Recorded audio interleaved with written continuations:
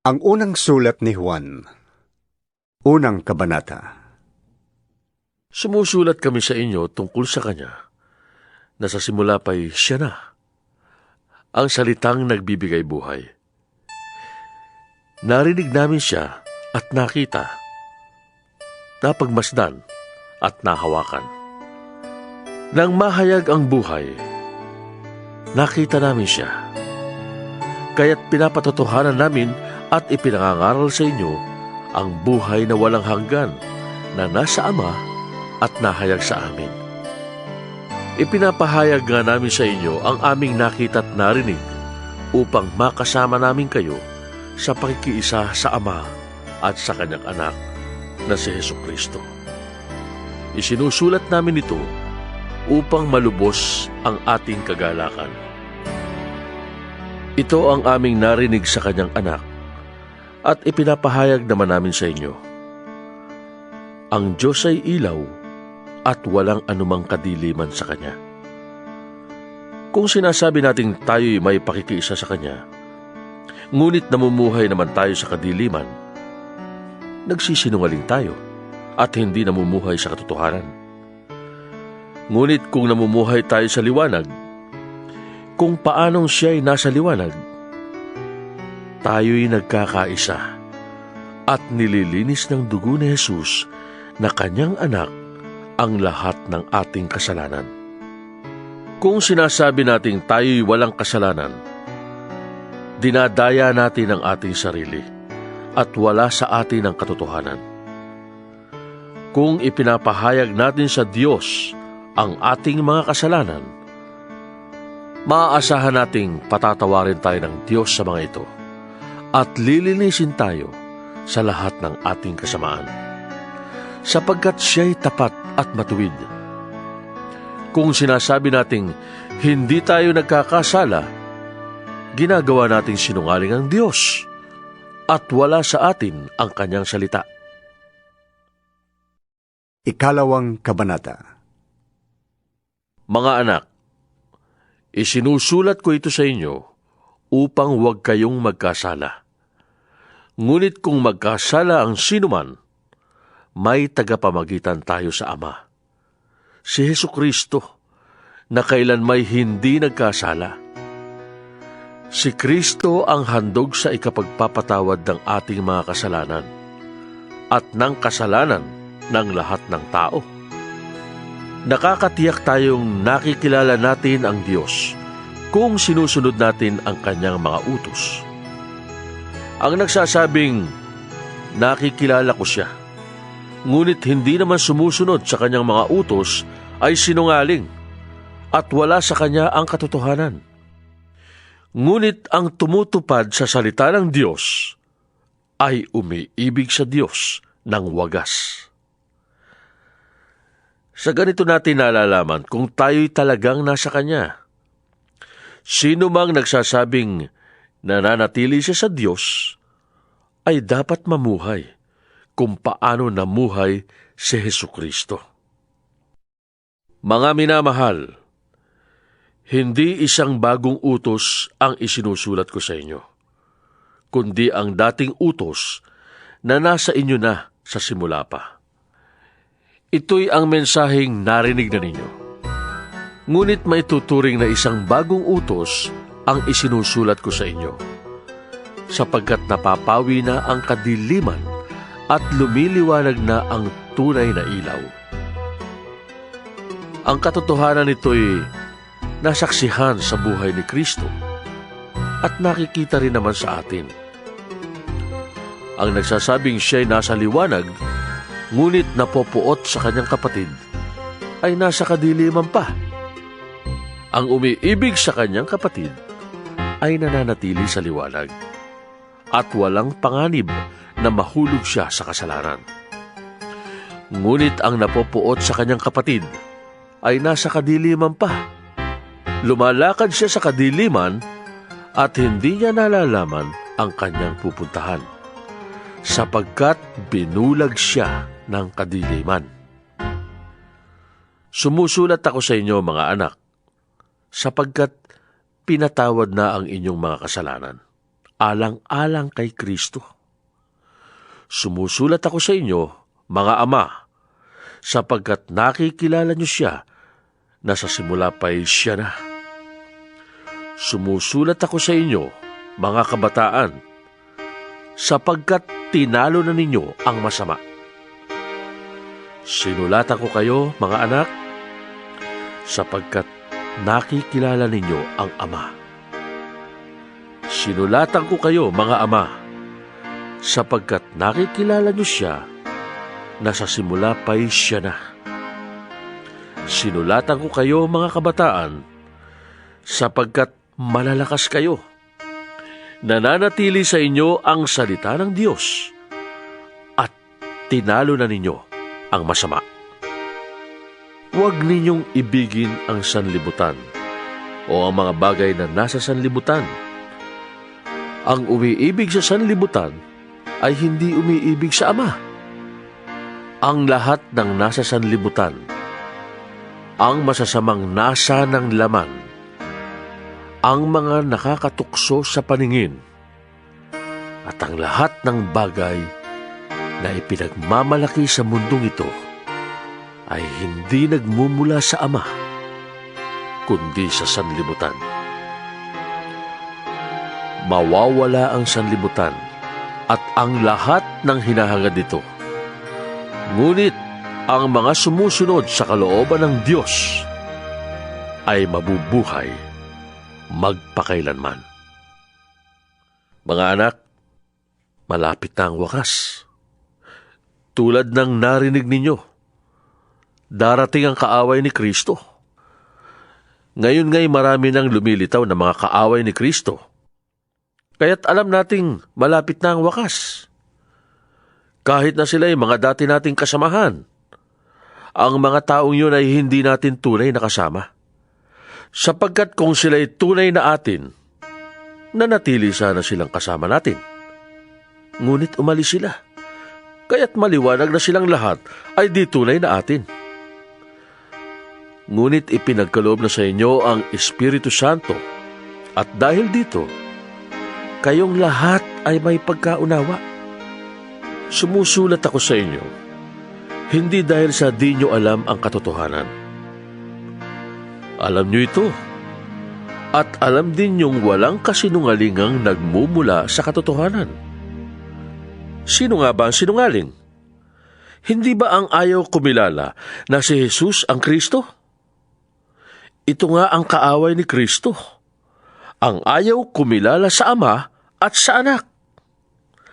Ang di kumikilala sa Anak ay di rin kumikilala sa Ama. Kapag kinilala ninuman ang Anak, pati ang Ama'y nasa Kanya. Pakaingatan nyo sa inyong puso ang narinig ninyo sa simula pa. Kung gagawin nyo ito, mananatili kayo sa Anak at sa Ama.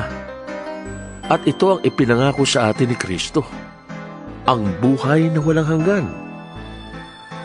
Ang isinusulat ko sa inyo ay tungkol sa mga nagnanais na iligaw kayo. Ang Espiritu'y ipinagkaloob na ni Kristo sa inyo, at habang ang Espiritu'y nananatili sa inyo, hindi na kailangang turuan kayo ninuman. Ang Espiritu ang nagtuturo sa inyo tungkol sa lahat ng bagay. At totoo ang itinuturo niya, hindi kasinungalingan. At tulad ng itinuro ng Espiritu, manatili kayo kay Kristo. Kaya nga, mga anak, manatili kayo sa Kanya upang maging panatag ang ating loob sa muling pagparito niya at hindi tayo mahiya sa Kanya sa araw na yon. Kung alam niyong si Kristo'y matuwid, dapat din niyong malaman na ang bawat gumagawa ng matuwid ay anak ng Diyos. Ikatlong Kabanata. Tingnan ninyo kung gaano kalaki ang pag-ibig sa atin ng Ama. Tinatawag niya tayong mga anak ng Diyos. At yan ang totoo. Ito ang dahilan kung bakit hindi tayo nakikilala ng mga makasanlibutan. Hindi nila kinikilala ang Diyos. Mga minamahal, anak na tayo ng Diyos ngayon. Ngunit hindi pa nahahayag ang magiging kalagayan natin. Ngunit, alam nating sa pagparitong muli ni Kristo, tayo'y matutulad sa Kanya, sapagkat makikita natin kung sino talaga siya. Kaya't ang sino mang may ganitong pag-asa ay nagsisikap na maging malinis tulad ni Kristo. Ang bawat nagkakasala ay lumalabag sa kautusan ng Diyos, sapagkat ang kasalanan ay paglabag sa kautusan. Nalalaman niyong naparito si Kristo upang pawiin ang ating mga kasalanan, at siya'y walang kasalanan. Ang nananatili sa Kanya ay hindi nagpapatuloy sa pagkakasala. Ang sino mang nagpapatuloy sa pagkakasala ay hindi nakakita ni nakakilala sa Kanya. Mga anak, huwag kayong padaya kanino man. Ang sino mang gumagawa ng matuwid ay matuwid tulad ni Kristo. Ang nagpapatuloy sa pagkakasala ay kampo ng dyablo, sapagkat sa simula pa'y gumagawa na ng kasalanan ng dyablo. Naparito ang anak ng Diyos upang wasakin ang mga gawa ng dyablo.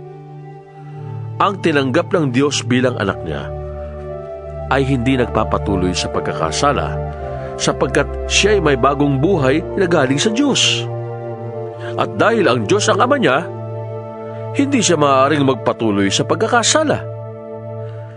Dito makikilala kung sino ang mga anak ng Diyos at kung sino ang mga anak ng dyablo. Ang sino mang hindi gumagawa ng matuwid at hindi umiibig sa kanyang kapatid ay hindi anak ng Diyos. Ito ang turong narinig na ninyo sa simula pa. Magmahalan tayo. Huwag tayong tumulad kay Cain. Siya'y kampo ng dyablo. Pinatay niya ang kanyang kapatid. Bakit? Sapagkat masama ang kanyang mga gawa, ngunit matuwid ang mga gawa ng kanyang kapatid. Kaya mga kapatid, huwag kayong magtaka kung kinapopuotan kayo ng sanlibutan. Nalalaman nating lumipat na tayo sa buhay mula sa kamatayan, sapagkat iniibig natin ang mga kapatid.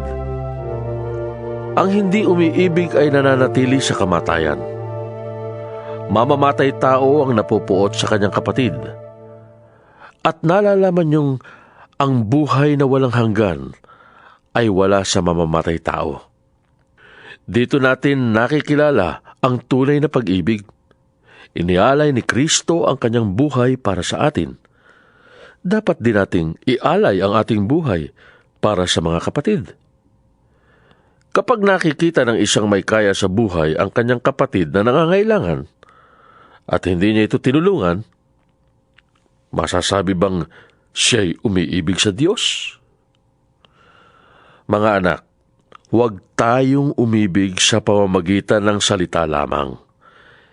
Ipakita natin ang tunay na pag-ibig sa pamamagitan ng gawa. Dito nga natin makikilalang tayo'y nasa panig ng katotohanan at matatahimik ang ating budhi sa harapan ng Diyos sakali mang tayo'y usigin ito. Sapagkat ang Diyos ay higit sa ating budhi at alam niya ang lahat ng bagay. Mga minamahal, kung hindi tayo inuusig ng ating budhi, makakalapit tayo sa Diyos na panatag ang ating loob. Tinatanggap natin ang anumang ating hingi sa Kanya, sapagkat sinusunod natin ang Kanyang mga utos at ginagawa ang nakalulugod sa Kanya. Ito ang Kanyang utos. Manalig tayo sa Kanyang anak na si Jesucristo at magmahalan gaya ng iniutos ni Kristo sa atin. Ang sumusunod sa mga utos ng Diyos ay nananatili sa Diyos, at nananatili naman sa Kanya ang Diyos. At nalalaman nating nananatili siya sa atin sa pamamagitan ng Espiritong ipinagkaloob niya sa atin.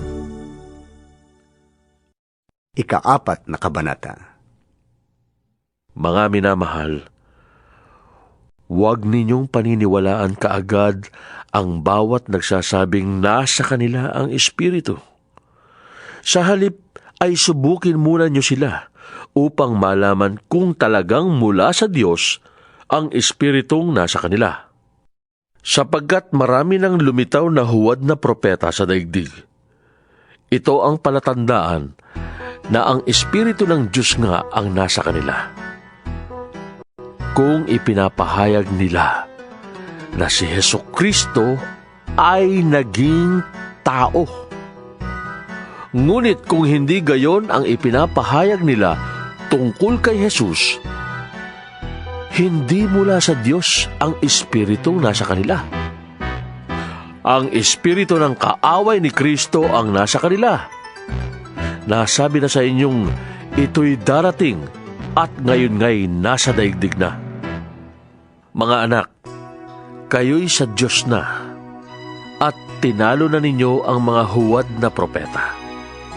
Sapagkat ang Espiritong nasa inyo ay mas makapangyarihan kaysa Espiritong nasa mga makasanlibutan.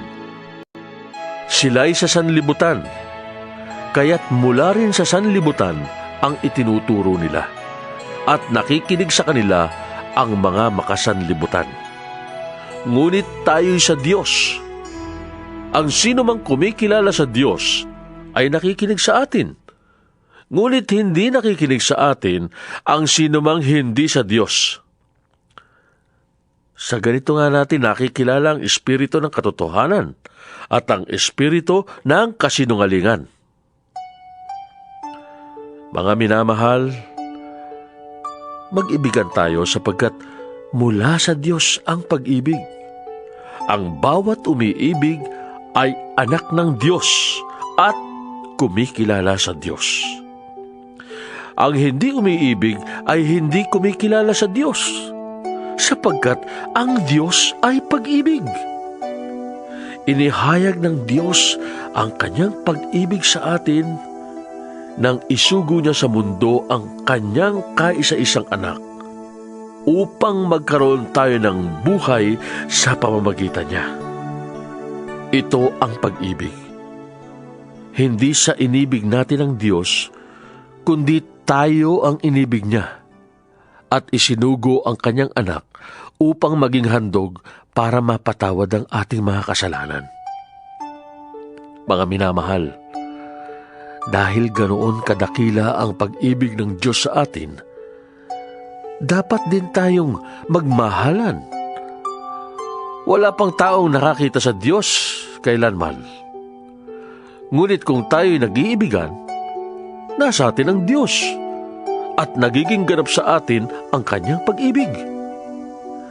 Nalalaman nating nananatili tayo sa Diyos at siya naman sa atin, sapagkat pinagkalooban niya tayo ng kanyang Espiritu. Nakita namin at pinapatotohanang isinugo ng Ama ang kanyang anak upang iligtas ang sanlibutan. Ang nagpapahayag na si Jesus ang anak ng Diyos ay nananatili sa Diyos at ang Diyos namay nananatili sa Kanya. Nalalaman natin tayo'y iniibig ng Diyos at lubos tayong nananalig sa katotohanan ito. Ang Diyos ay pag-ibig. Ang nagpapatuloy na umiibig ay nananatili sa Diyos at ang Diyos ay nananatili naman sa Kanya. Ang pag-ibig ay nagiging ganap sa atin kaya't hindi natin kinatatakutan ng araw ng paghukom, sapagkat tayo'y tulad ni Kristo. Kahit nasa daigdig pang ito, walang kasamang takot ang tunay na pag-ibig, sapagkat pinapawi ng pag-ibig ang anumang pagkatakot. Hindi pagganap ang pag-ibig ng sino mang natatakot, sapagkat ang takot ay kaugnay ng parusa. Tayo'y umiibig sapagkat ang Diyos ang unang umibig sa atin. Ang nagsasabing, iniibig ko ang Diyos, subalit napupuot naman sa kanyang kapatid, ay isang sinungaling. Kung ang kapatid na kanyang nakikita ay hindi niya magawang ibigin, paano niya maiibig ang Diyos na hindi niya nakikita? Ito ang utos na ibinigay sa atin ni Kristo. Ang umiibig sa Diyos ay dapat ding umibig sa kanyang mga kapatid. Ikalimang kabanata. Kung tayo'y sumasampalataya na si Jesus ang siyang Kristo, tayo nga'y mga anak ng Diyos. At sino mang umiibig sa Ama ay umiibig din sa anak. Ito ang palatandaang iniibig natin, ang mga anak ng Diyos. Kung iniibig natin ang Diyos at tinutupad ang kanyang mga utos. Sapagkat ang tunay na umiibig sa Diyos ay ang tumutupad ng kanyang mga utos. At hindi naman mahirap sundin ang kanyang mga utos, sapagkat ang sanlibutan ay kayang talunin ng bawat anak ng Diyos at nagtatagumpay tayo sa pamamagitan ng pananampalataya. Sino ang nagtatagumpay laban sa sanlibutan? Ang sino mang sumasampalataya na si Jesus ang anak ng Diyos. Si Jesucristo ang naparito sa pamamagitan ng tubig at ng dugo. Hindi sa pamamagitan ng tubig lamang, kundi ng tubig at dugo. Ang Espiritu ang nagpapatotoo tungkol dito, sapagkat ang Espiritu ay katotohanan. Tatlo ang nagpapatotoo: ang Espiritu, ang tubig, at ang dugo, at iisa ang patotoo ng tatlong ito. Tinatanggap natin ang patotoo ng tao, ngunit lalong matibay ang patotoo ng Diyos, at ito ang patotoo ng Diyos tungkol sa kanyang anak. Ang sino mang nananalig sa anak ng Diyos ay naniniwala sa patotoo ito. Ngunit ang Diyos ay ginagawang sinungaling ng sino mang ayaw maniwala sa Diyos, sapagkat hindi siya naniniwala sa patotoo nito tungkol sa kanyang anak. At ito ang patotoo: ipinagkaloob sa atin ng Diyos ang buhay na walang hanggan, at ito'y makakamtan natin sa pamamagitan ng kanyang anak. Kung kanino nanatili ang anak ng Diyos, siya ang may buhay na walang hanggan. Ngunit wala nito ang taong wala sa kanya, ang anak ng Diyos. Isinusulat ko ito sa inyo upang malaman ninyo na kayong nananalig sa anak ng Diyos ay may buhay na walang hanggan. Hindi tayo nag-aatubiling lumapit sa Kanya, sapagkat alam nating ibibigay Niya ang anumang hingin natin sa Kanya na naaayon sa Kanyang kalooban. At dahil alam nating pinapakinggan nga Niya tayo, alam din nating ibinibigay Niya ang bawat hinihiling natin sa Kanya. Kung makita nino man na ang kanyang kapatid ay gumagawa ng kasalanang di hahantong sa kamatayan, ipanalangin niya ang kapatid na iyon sa Diyos na magbibigay sa kanya ng bagong buhay. Ito'y para sa mga kapatid na ang kasalanan ay hindi humahantong sa kamatayan. May kasalanang hahantong sa kamatayan, at hindi ko sinasabing idalangin ninyo ang sinumang gumagawa nito. Ang lahat ng gawaing di matuwid ay kasalanan, ngunit may kasalanang hindi hahantong sa kamatayan. Alam nating ang mga anak ng Diyos ay hindi nagpapatuloy sa pagkakasala, sapagkat iniingatan sila ni Jesucristo, at hindi sila maaaring galawin ng dyablo. Alam nating tayo'y mga anak ng Diyos, kahit na ang buong sanlibutan ay nasa kapangyarihan ng dyablo. At nalalaman nating naparito na ang anak ng Diyos at binigyan niya tayo ng pangunawa upang makilala natin ang tunay na Diyos. At tayo'y nasa tunay na Diyos sa kanyang anak na si Jesucristo. Siya ang tunay na Diyos at buhay na walang hanggan. Mga anak, Lumayo kayo sa mga Diyos-Diyosan.